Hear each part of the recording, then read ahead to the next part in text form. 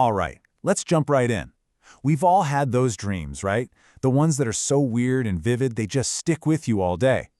But what if I told you that a dream about something as, well, creepy as an insect could actually hold a much deeper meaning? Today, we're going to unpack the surprisingly significant role of the centipede in Islamic dream interpretation.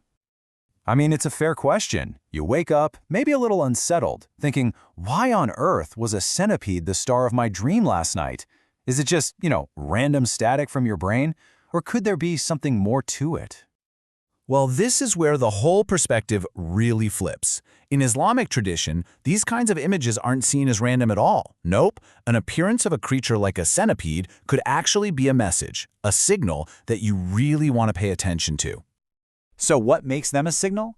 Well, for a long time, Islamic scholars have viewed creatures in dreams as symbolic messengers. It's not really about the bug itself, you see. It's about what it represents. And that often has to do with things like deceit, hidden dangers, or even battles we're fighting inside ourselves. Okay, so let's get specific. Let's zero in on our many-legged friend here. What does the centipede itself stand for? What's the core message it's trying to deliver when it shows up in your dream? And here it is. The primary meaning of a centipede in a dream is a hidden threat. It's a symbol for a person or maybe a situation that seems totally harmless on the surface, but underneath, they've got some seriously bad intentions. It's basically a heads up to be a little more cautious. And it's fascinating how the physical parts of the creature get translated into meaning. All those legs, they're not just for scurrying around. In the language of dreams, they can represent a ton of challenges, one after another. All these little obstacles that might be getting in your way. But, and this is a really big but, it's not enough to just see a centipede. The real secret to figuring it out is in the details. What's the centipede doing? And more importantly, what are you doing?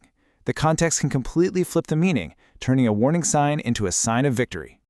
The little details are absolutely everything. Just look at the massive difference here.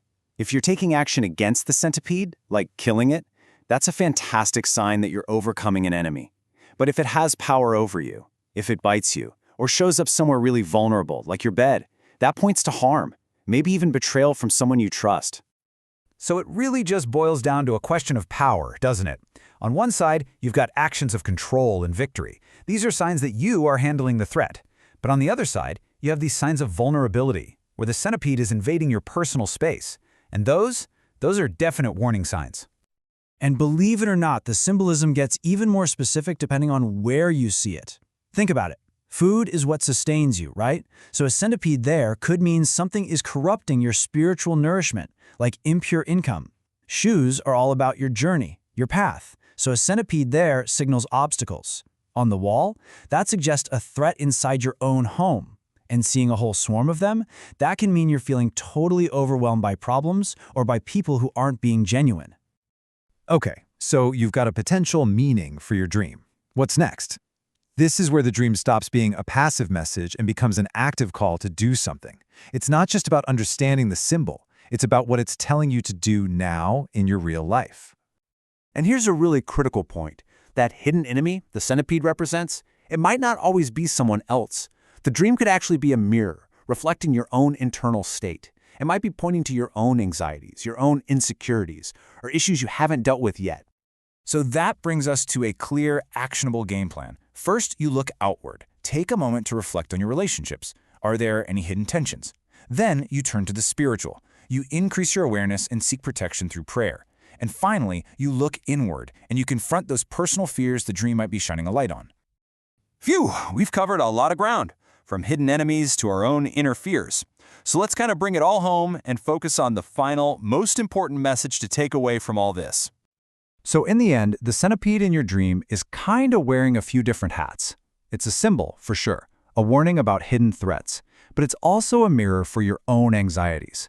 And that dual message becomes a powerful call for spiritual awareness, and maybe most importantly, a reminder to strengthen your faith and seek protection, whether the challenge is from the outside world or from within.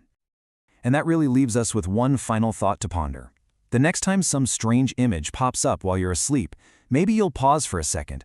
Will you just see it as a random dream, or will you see it as a message, a key just waiting for you to unlock it?